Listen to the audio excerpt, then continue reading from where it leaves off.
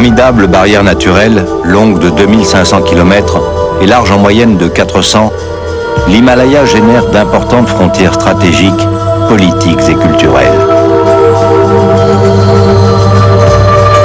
Difficile à franchir, l'arc himalayen n'en est pas moins strié de profondes vallées et de cols, qui sont autant de routes commerciales permettant les échanges et les invasions. Ils sont extraordinaires. Je n'avais que des coquilles d'huîtres empilées sur des coquilles d'huîtres. On était vraiment en eau peu profonde. Chacun sait que les huîtres, ça se pêche à marée basse.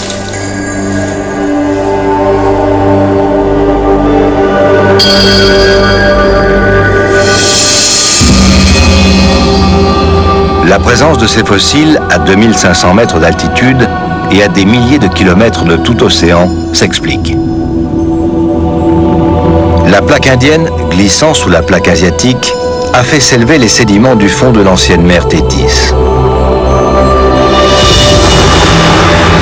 Les gorges de la rivière Zanskar les montrent à ciel ouvert.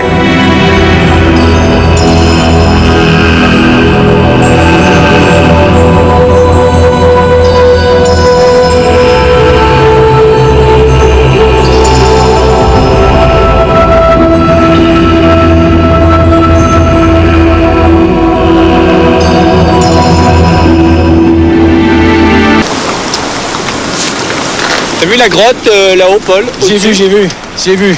C'est un endroit extraordinaire parce que la grotte en fait est construite dans la charnière d'un pli, un pli très aigu, qui monte droit vers le ciel là, et qui fait ressortir des calcaires marins qui sont les derniers calcaires de tout le Ladakh. On a donc devant nous des preuves de l'âge de la collision, la disparition de la mer et d'une mer très peu profonde. Alors cette mer était bourrée de coquillages. Tout à l'heure j'ai vu des huîtres. Et là, extraordinaire, on a quelque chose de beaucoup mieux. Ici, on a un fossile que l'on peut dater, qui est très caractéristique. Tous ces petits points blancs que tu vois dans la roche, ce sont des numulites. Ça vient du mot latin qui veut dire monnaie, c'est des petits disques. Ça ressemble à des petites galaxies parce qu'elles sont orientées n'importe comment. Et elles ont exactement l'âge de la pierre avec laquelle Paris est construite. C'est l'étage du Lutétien, comme son nom l'indique. Ça me permet une datation parfaite. Parfaite. 55 millions d'années. Donc la mer était peu profonde et après ça, il n'y en a plus. Il n'y a plus que des conglomérats de couleurs vives, vertes, violettes, qui d'ailleurs remplissent l'essentiel de la vallée. Cet endroit est presque unique. Et alors, on a vu la force de la collision dans toute cette vallée. La rivière Zanskar tranche le relief, on a des montagnes à 5000 mètres de part et d'autre, elle le tranche perpendiculairement à des plis. Donc, toutes les roches sont verticales, elles sont aplaties, feuilletées. C'est vraiment extraordinaire. C'est un livre ouvert pour toi. C'est extraordinaire, c'est plus qu'un livre ouvert parce que ce bassin-là était un grand bassin fluvial qui avait peut-être 90 km de large. Maintenant, toute la série compactée n'en a plus que 30. Donc on peut même dire qu'il y a quantitativement une mesure en cet endroit du raccourcissement lié à la collision, de la force avec l'Inde, avec laquelle l'Inde a embouti l'Asie. C'est vrai. Nous sommes sur des roches extraordinaires, des roches bariolées qui constituent d'ailleurs la crête qui avarie le lac, mais qui jalonnent le point de contact entre l'Inde et l'Asie. Alors je te mords. D'accord. Je sais que les géologues, ils ont toujours tendance à avoir le nez sur le sol pour voir sur quoi ils marchent.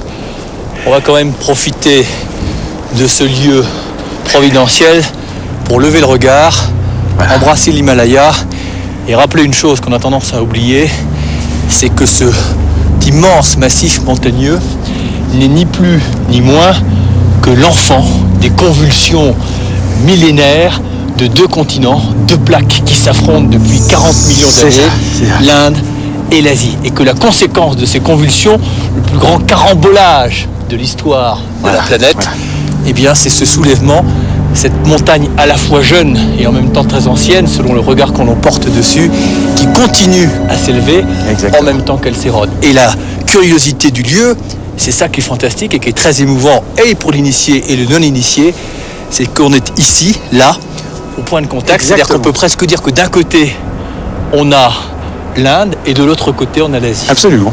C'est ce qu'on appelle, plutôt qu'un point de rencontre, une ligne de suture. Car il faut savoir que cette ligne se suit sur 2500 km de long. Deux fleuves suivent cette suture, l'Indus à l'ouest et le Brahmapoutre à l'est, pour ensuite franchir la barrière himalayenne à ses extrémités occidentales et orientales. Tout à l'heure, nous avions les pieds posés au fond d'un lac. Là, nous avons les pieds posés au fond d'un océan primordial, la mer Tétis, Voilà. c'est comme ça qu'elle s'appelait, qui était évidemment beaucoup plus sud en latitude, et la surrection de l'Himalaya a fait disparaître cet océan. Mais les roches aujourd'hui attestent que nous sommes bien au fond de l'océan de la mer Tétis. C'est ça, ce sont des roches exceptionnelles qui toutes se sont mises en place à 5000 mètres sous les eaux. C'est dingue. Sous les eaux de la Tétis. Elles sont, on appelle ça d'ailleurs, ces roches très bariolées, il y en a 2 ou 3 catégories. Elles sont le témoignage imparable pour les géologues que nous sommes de la trace de l'océan disparu. Il n'y en a pas beaucoup. Tu m'en montres quelques-unes? Alors là, nous allons aller voir la plus commune de ces roches, qui est une lave, le basalte, qui forme le fond de tous les océans de la planète. Et alors, ça c'est une veine d'épidote et très commune dans les roches océaniques. Donc on a là la preuve que ces basaltes, autrefois, étaient à 5000 mètres sous les eaux. C'était une partie, un lambeau du fond de la Tétis. D'accord, donc ça c'est plus qu'une présomption, c'est la preuve que là on est au fond de l'océan. C'est une première preuve. S'il n'y avait que ça, on pourrait peut-être discuter, les géologues discutent beaucoup, mais il n'y a pas que ça. Ici, à nos pieds et devant nous, nous avons ces roches rouges, que l'on appelle des jaspes ou des radiolarites, qui sont rouges en partie parce qu'elles sont très riches en oxyde de fer, mais qui ont une propriété remarquable, c'est de la silice presque pure. On appelle ça un jaspe, et je prouve que c'est de la silice presque pure, ça raye l'acier. Donc ici, je raye mon marteau de façon très claire.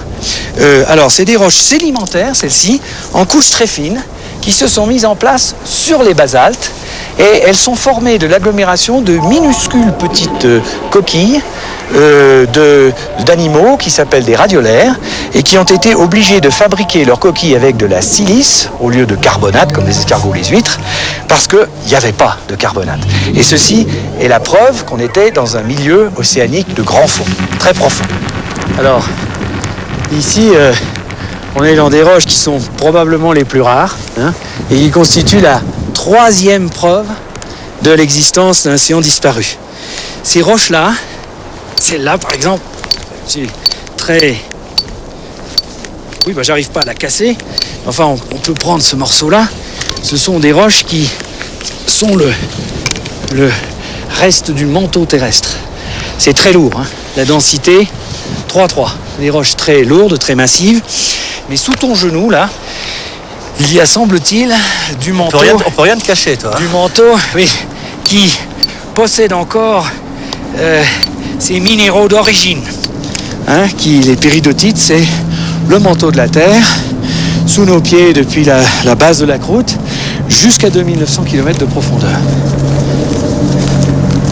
Les preuves sont toutes là. Il y a les 3 éléments essentiels qui permettent de dire que nous sommes ici sur le contact, la ligne de suture entre l'Inde et l'Asie.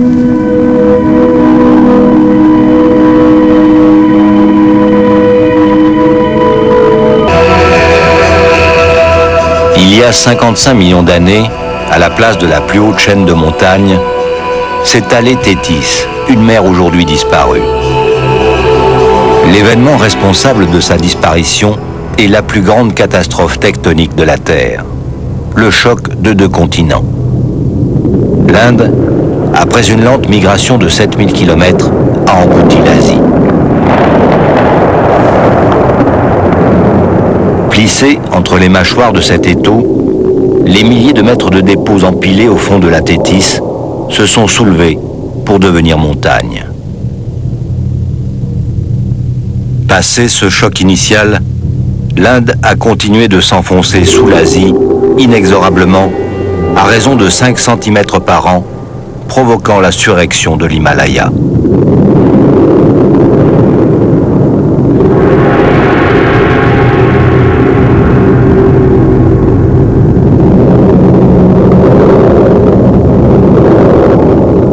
Dans 50 millions d'années, l'Inde aura rétréci des 2/3.